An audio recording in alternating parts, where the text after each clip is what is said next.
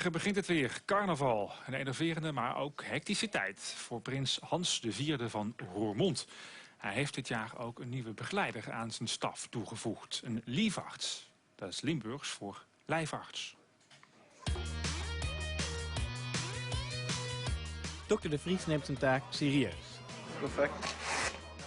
Hij moet ervoor zorgen dat de prins gezond en wel de carnaval doorkomt. Want prins zijn is zwaar.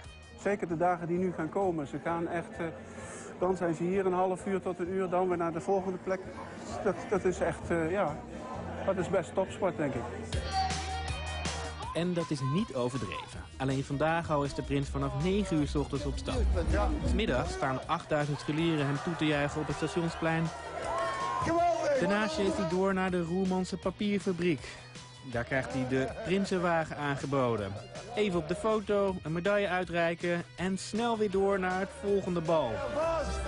En dan is carnaval nog niet eens officieel begonnen. Ja, ik ben 8 januari uitgeroepen en wel geteld ben ik 5 avonden thuis geweest vanaf die tijd. Zeg wel wat, hè? Dat zegt genoeg, denk ik. In gevaar zit hem in het aantal pintjes die hij op een avond krijgt aangeboden. En de miet heeft hij niet gekregen van zijn dokter. Nee, dat hebben we niet afgesproken. Want dan meet je aan de hand van de bloeddruk of het goed is. Je zit gewoon in de flow en dan moet je ook in blijven zitten, want anders red je het gewoon niet. We hebben wel wat walletjes onder de ogen, maar verder, we zijn elke morgen weer fris en monter. Fris en fruitig, zoals we hier zeggen.